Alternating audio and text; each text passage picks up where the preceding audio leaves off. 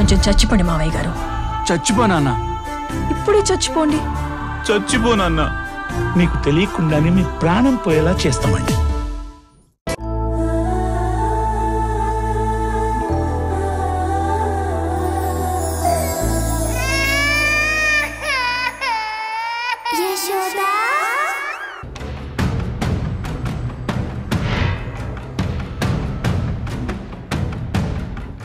Sir ఒక నెల దాకా రారండి.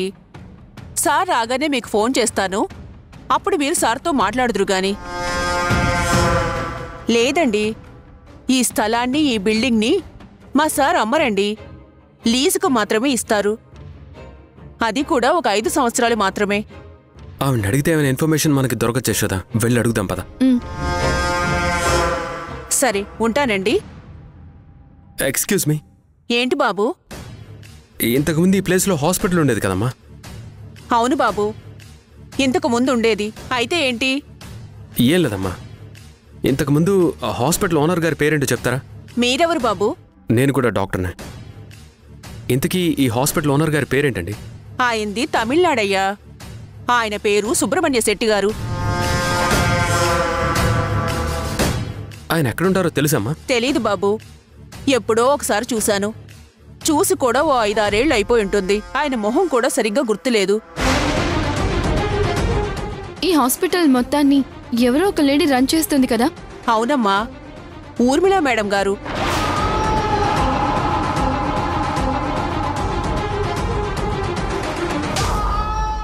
ఆవిడసలెవరు? ఆవిడ డాక్టరా? ఎక్కడుంటారు? ఆవిడెక్కడుంటుందో నాకు తెలీదమ్మా, కానీ ఇక్కడుండే డాక్టర్లందరికీ ఆవిడే హెడ్ అన్నమాట. ఆవిడేం చెప్తే అదే ఈ హాస్పిటల్లో జరుగుతుంది. డాక్టర్లందరూ ఆవిడ్ని చూస్తేనే భయపడతారు. కానీ చాలా మంచిదమ్మా. మంచి ఆవిడని మీరెలా చెప్తున్నారు? ఎలా ఏంటి బాబు, ఇక్కడుండే డాక్టర్లందరికీ డాక్టర్స్ కాలనీ కట్టించింది. కాంపౌండర్లందరికీ, ఇక్కడ పనిచేసే వాళ్ళకి ఇళ్ల స్థలాలు కూడా ఇచ్చింది. ఈ హాస్పిటల్లో చాలా మందికి ఫ్రీగా వైద్యం కూడా అందిస్తుంది. నిజంగా ఆవిడ దేవత బాబు. నిజంగా గ్రేట్. ఆవిడింత మంచిదని నాకింతవరకు తెలీదమ్మా. ఇంతకీ ఆవిడెక్కడుంటారో చెప్పనేలేదు? నాకు కూడా తెలీదు బాబు. మరిందాక డాక్టర్స్ కాలనీ కట్టించిందన్నారు కదా, అదెక్కడా? ఓ అదా,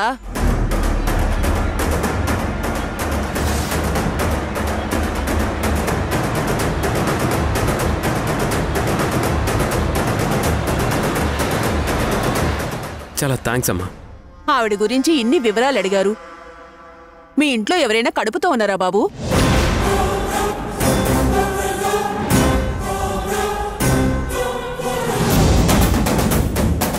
అదేంటి, ఆవిడ గురించి అడగగానే తక్కువ మీ ఇంట్లో ఎవరైనా కడుపుతో ఉన్నారని అడుగుతున్నారు?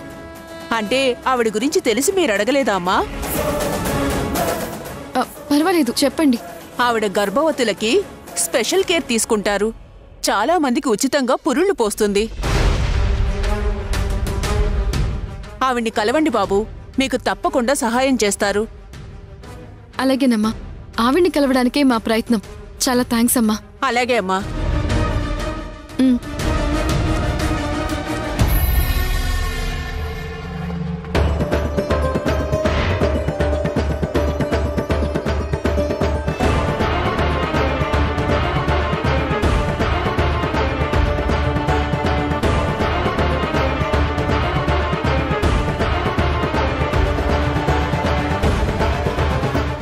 జాగ్రత్త యశోద. అలాగే హరి.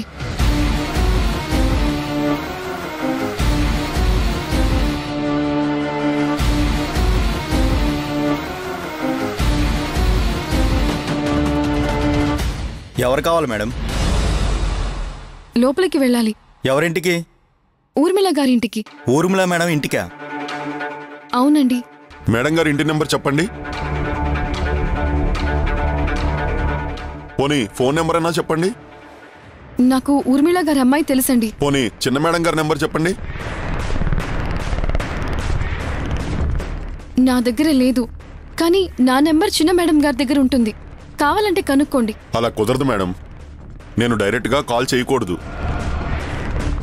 మేడం గారు పంపించమని చెప్తేనే మేము పంపించాలి. మేము కొంచెం అర్జెంటుగా మేడంని కలవాలి, కొంచెం పంపించండి. లేదండి, కుదరదని చెప్పాను కదా. వెళ్ళండి సార్ ప్లీజ్ అండి, ఒక్కసారి వెళ్ళండి ఇక్కడి నుంచి. సార్ ప్లీజ్ అండి. కుదరదని చెప్తున్నాం కదా. మీకే మేడం చెప్పేది. నేను కూడా వెళ్ళండి. ఒకసారి కలవాలి. సార్ కుదరదు సార్. ఒకసారి వెళ్ళండి సార్ పంపించండి. ప్లీజ్. అలా కుదరదు వెళ్ళండి మేడం. వెళ్ళండి. సార్ కుదరదు సార్. మీకే వెళ్ళండి చెప్పేది. సార్. వెళ్ళండి మేడం. కుదరదని చెప్తున్నాం కదా మేడం. వెళ్ళండి సార్.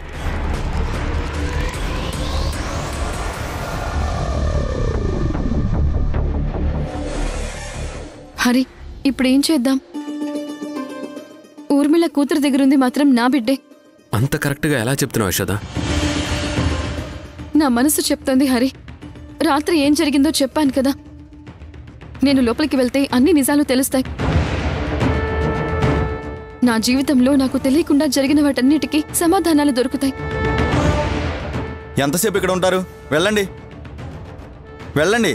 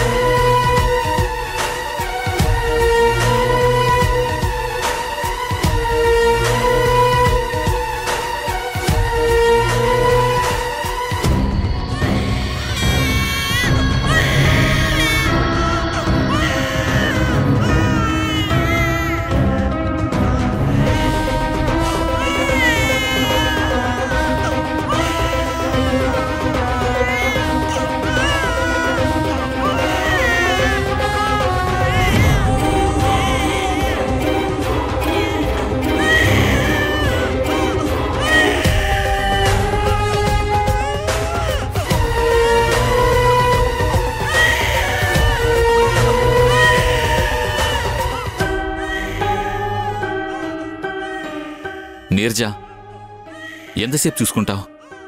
గంట సేపటి నుంచి అద్దం ముందు కుస్తీ పడుతూనే ఉన్నావు. కాసేపు పాపనెత్తుకుని ఆడించొచ్చు కదా, మెల్లగా అలవాటవుతుంది. ఏంటి సంజయ్, నేనేమైనా ఖాళీగా ఉన్నాననుకుంటున్నావా? నేను ఫ్రెండ్స్తో బయటికి వెళ్ళటానికి రెడీ అవుతున్నాను.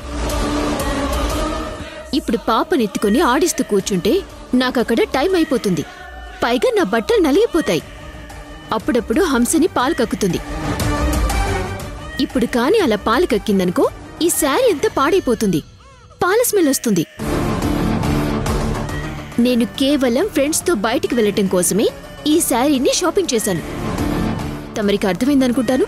నీకు బయటికి వెళ్ళడానికి, ఫ్రెండ్స్తో ఎంజాయ్ చేయడానికి వీటికి మాత్రం టైం ఉంటుంది, కానీ పాపతో టైం స్పెండ్ చేయడానికి మాత్రం టైం ఉండదు. అంతే కదా సంజయ్?